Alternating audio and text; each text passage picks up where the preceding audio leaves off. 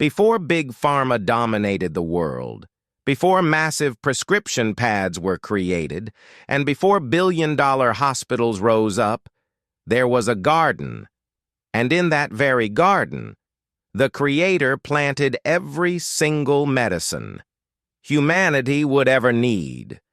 Did you know the active ingredient in the aspirin you take actually grows on trees, recorded in the Bible? Or that the oil used to anoint ancient kings contains the exact same pain-relieving compound found in modern medicine? Our ancestors were not primitive or backward. They held pharmaceutical-grade medicine in their hands. The only difference is they called it food. And in fact, in many Eastern nations and the longevity zones of the Mediterranean today, that boundary has never been blurred. They still call these natural remedies food and consume them in every meal to sustain life. Right now, before we go any further, I have a small piece of advice for you. Hit that like button immediately. Don't just see this as support. See it as the way you bookmark this health handbook. Because when you hit like, this video is automatically saved to your personal library. So later, when the weather turns, or you urgently need to find a specific remedy recipe, you will find it instantly, without having to scour all of YouTube. A small action to preserve great knowledge for you and your family. My heart breaks when I think of this scene. Right at this moment, someone is hastily swallowing a pill that comes with 17 side effects to fix a problem that a simple plant could solve with 0% side effects. We have become a civilization addicted to chemicals with long names we can't even pronounce, synthesized in cold laboratories. Meanwhile, our biblical ancestors walked among living pharmacies every single day. They didn't need health insurance. They had something far more powerful, which is God's pharmacopoeia, planted by the hand of the Creator, with absolute precision. Today, we are stepping inside the pharmacy of God, and I will reveal 8 plants that are not just mentioned in Scripture, but have been validated by modern science as powerful healing agents. Let's start with something to tree. That is probably sitting in your kitchen. Olive oil. In the book of James, chapter 5, verse 14, we read about anointing the sick with oil and praying over them. For centuries, theologians debated whether this was just a religious ritual or if it had actual medical value. Modern science has provided a shocking answer. Olive oil contains a powerful compound called oleocanthal. Studies show that this natural anti-inflammatory molecule acts almost identically to ibuprofen in your body. Think about that. The oil the elders used 2,000 years ago possesses a chemical structure so similar to modern pain medication that when researchers first discovered it, they were absolutely stunned. But the miracle doesn't stop there. Extra virgin olive oil is loaded with antioxidants called polyphenols. These microscopic warriors not only protect the heart, but recent studies show that oleocanthal has the ability to alter the structure of toxic proteins in the brain, like beta amyloid, the root cause of Alzheimer's. It acts like a shield, protecting your nervous system. Research across continents has proven residents of the Mediterranean region, like Greece and southern Italy, have significantly lower rates of heart disease. This is not a coincidence. This is divine design, operating through biochemistry. But a critical note: you need cold-pressed oil, stored in dark glass bottles. Heat and light will destroy the oleocanthal and oxidize the polyphenols. The ancients pressed oil with heavy stone wheels, generating no heat, preserving every single drop of essence. Therefore, drink 1 tablespoon of high-quality olive oil on an empty stomach every morning. Within 30 days, you will notice improved digestion and clearer skin. Next is the story of the wise men, traveling from the east, following the star to find Jesus, bringing gold, frankincense, and myrrh. We usually focus only on the gold, but the truth is, frankincense and myrrh were worth more than gold in that era. These were not just fragrances, they were the most powerful medicines of the ancient world. Frankincense comes from the boswellia tree that grows in harsh deserts, and this resin contains boswellic acids.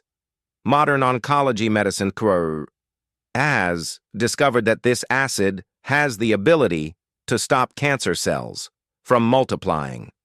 A groundbreaking study showed that it triggers apoptosis, meaning it programs cancer cells to commit without harming healthy cells. At the same time, it reduces inflammation so effectively that people with severe rheumatoid arthritis, when Western drugs failed, found relief through it. Another secret of frankincense lies in its ability to cross the blood-brain barrier. The compound insensol acetate within it directly impacts the emotional centers of the brain, helping to relieve deep anxiety and depression. Perhaps that is why it is always present in sacred rituals, to bring peace of mind. As for myrrh, this was the most powerful natural antibiotic of the ancient world. Egyptians used it to treat wounds and prevent infection. Today, we know myrrh contains terpenoids and sesquiterpenes, assassins that kill bacteria, fungi, and viruses upon contact. Modern dentists still use myrrh extract to treat periodontitis because it both kills bacteria and regenerates tissue. The wise men prophesied through their gifts. They offered medicine to a child who would grow up to become the greatest healer. Next is a plant that appears in King David's prayer in Psalm 51, verse 7.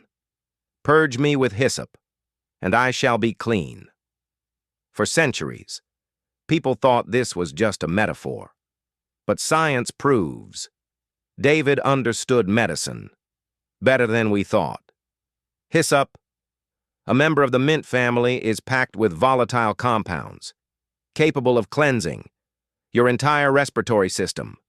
It contains antiseptic oils, flavonoids, and tannins that help break down thick mucus and kill bacteria in the lungs. In the Middle Ages, before antibiotics, hyssop tea was the primary weapon against pneumonia. Modern clinical herbal medicine still prescribes hyssop essential oil to treat asthma and chronic bronchitis. Its expectorant properties help the body expel toxins through coughing. It literally purges your system, just as King David described. Remember the Passover in Egypt. The Israelites used hyssop branches to paint the lamb's blood on their doorposts. Why hyssop? Because it was already known as a natural antiseptic, fighting mold, and pathogens in the environment. God combined spiritual protection with an epidemiological sanitation protocol. A holistic healing. Body and soul are one. There is a haunting verse in the book of Jeremiah, chapter 8, verse 22, where the prophet cries out in anguish, "Is there no balm in Gilead? Is there no physician there? Why then is there no healing for the wound of my people?" The balm of Gilead was a legend of the ancient world. Traders risked their lives, crossing dangerous deserts to transport it, because its healing ability was unmatched. So, what was this mysterious liquid? Scholars believe it was the resin of the Commiphora species, or the bud of the poplar tree. When applied to wounds, burns, or inflamed skin, it created a protective antimicrobial barrier, while immediately reducing swelling. But the real secret lies in the pain relief mechanism. Modern phytochemical research has found salicin in the buds of this tree. Here is the detail that will astound you. Salicin is the natural precursor to aspirin. When it enters the body, your liver converts salicin into salicylic acid. It works by inhibiting the COX-2 enzyme, thereby stopping the body from producing prostaglandins, the messengers that send pain signals to the brain. In other words, Balm of Gilead is a powerful biological painkiller, stopping pain at the root, without the stomach-eroding side effects of today's synthetic drugs. Prophet Jeremiah wasn't just asking about medicine. He used that image to speak of spiritual healing. You have the power to access the cure. So why do you still choose to suffer the pain? Another story in 2 Kings, chapter 20, verse 7, tells of King Hezekiah, who was from a massive infected boil. The prophet Isaiah came and gave an instruction so simple it seemed unbelievable. Take a lump of figs and lay it for a plaster upon the boil. The king followed it and recovered completely. For thousands of years, people thought this was a pure miracle, but no, it is enzyme science. Figs contain incredibly powerful proteolytic enzymes, specifically one called phycin.